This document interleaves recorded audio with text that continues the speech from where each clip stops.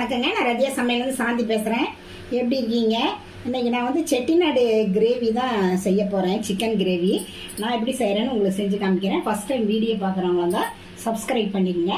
பக்கத்தில் இருக்க பெல் பட்டனை கிளிக் பண்ணிங்கன்னா நான் போடுற வீடியோவில் உங்களுக்கு உடனுக்குடன் வந்து சேரும். வாங்க வீடியோக்குள்ளே போகலாம்.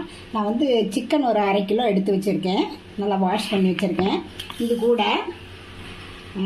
ஜீரகம் நல்லா ஒரு அரை டீஸ்பூன், ஜீரகம் 1/2 டீஸ்பூனு, மிளகு 1/2 டீஸ்பூனு, சோம்பு ஒரு 1/2 டீஸ்பூனு, அப்புறம் கொத்தமல்லி, வர கொத்தமல்லி அது ஒரு டேபிள் ஸ்பூனு, கல்பாசி 1, கிராம்பு 2, பட்டை 2, ஒரு அனாசி மொக்கு, ஒரு மராத்தி மொக்கு, கொஞ்சம் கருவேப்பிலை, கொஞ்சம் கசகசா, 2 பிரிஞ்சி இலை.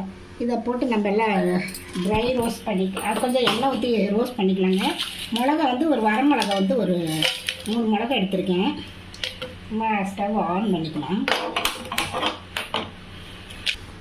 இது கூட எல்லா இதையும் ஆட் பண்ணிக்கலாங்க. ஜீரகம் மிளகு மட்டும் நம்ம கடைசியில் ஆட் பண்ணிக்கலாம். ஏன்னா அது கொஞ்சம் கருங்கிரும். இப்போ ஆட் பண்ணோம்னா மற்றதெல்லாம் இதோட சேர்த்திக்கலாம்.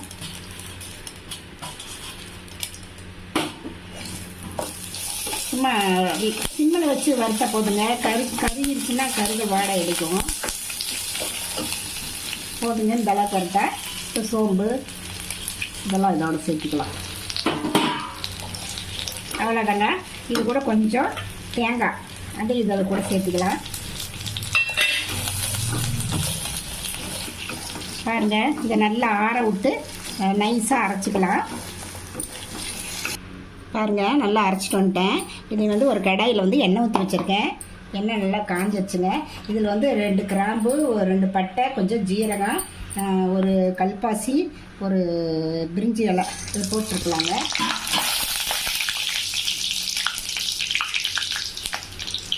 கொஞ்சம் சின்ன வெங்காயம், பெரிய வெங்காயம் பொடுசு நறுக்கிட்டேன் அது கொஞ்சம், கருவேப்பிலை, வரமிளகா 2. பாருங்க, நல்ல வெங்காயம் கொஞ்சம் வதங்கிட்டோம். இஞ்சி பூண்டு பேஸ்ட் 1 ஸ்பூன் போட்டுக்கலாங்க. இது நல்லா பச்சை வாசனை போகணுங்க. இஞ்சி பூண்டு நல்லா எப்போவுமே வதங்கினதுக்கப்புறம் தான் மற்றதெல்லாம் நம்ம ஆட் பண்ணணும். அப்போ தான் நல்லா வாசமாக இருக்கும். தக்காளி 2 பொடிசாக கட் பண்ணி வச்சுருங்க. அதையும் இதோட ஆட் பண்ணிக்கலாம். கொஞ்சம் உப்பு போட்டுக்கலாங்க. நல்லா இந்த தக்காளியெல்லாம் நல்லா வதங்கிட்டோம். சோற பாருங்கள், தக்காளி வதங்கிருச்சு. மஞ்சத்தூள் ஒரு 1/2 டீஸ்பூனு, மல்லித்தூள் வந்து அது ஒரு 2 டீஸ்பூன் போட்டுக்கலாங்க. நம்ம மிளகா வந்து அதிலே போட்டு அரைச்சிருக்கனால மிளகாத்தூள் ஒரு 1/2 டீஸ்பூன் போட்டு போடுறேன். வேணுன்னா நம்ம அப்புறம் காரம் பத்தலைன்னா நம்ம கடைசியில் குடிச்சு பார்த்துட்டு போட்டுக்கலாம். இது கூட நம்ம வந்து இந்த சிக்கனை வந்து ஆட் பண்ணிக்கலாங்க.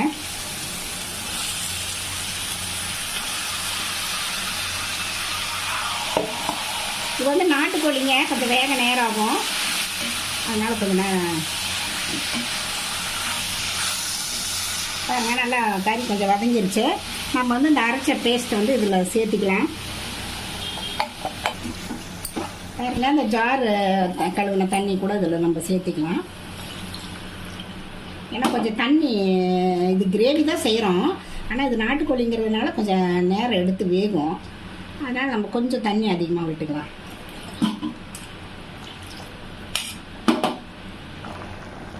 நல்லா கொதிக்குது. இதுக்கு அளவாக உப்பு போட்டுக்கலாம். போட்டுட்டு ஒரு 20 நிமிஷம் வந்து அப்படியே வெந்துக்கிட்டு இருக்கட்டுங்க. நம்ம இடையில ஒரு 4-5 தடவை நல்லா கிளறி விடணும். அப்புறம் கொஞ்சம் கிரேவி பார்த்துக்கு வந்ததுக்கப்புறம் நம்ம எடுத்துக்கலாம். பாருங்க, சிக்கன் கிரேவி நல்லா ரெடி ஆயிடுச்சு. இது அவ்வளோதாங்க, ரெடி ஆயிடுச்சு. இதில் நல்லா எதுக்குமே சூட் ஆகும். இது மாதிரி சண்டேலாம் செஞ்சு கொடுத்தீங்கன்னா குழந்தைங்க நல்லா விரும்பி சாப்பிடுவாங்க. மல்லித்தலை போட்டு இறக்கிடலாங்க. அவ்வளோதாங்க. வீடியோ பிடிச்சிருந்தீங்கன்னா ரதியா சமையலுக்கு சப்ஸ்கிரைப் பண்ணுங்கள், லைக் பண்ணுங்கள், ஷேர் பண்ணுங்கள். அடுத்த வீடியோவில் வேறு ரெசிபியோட சந்திக்கிறேன். வணக்கங்க.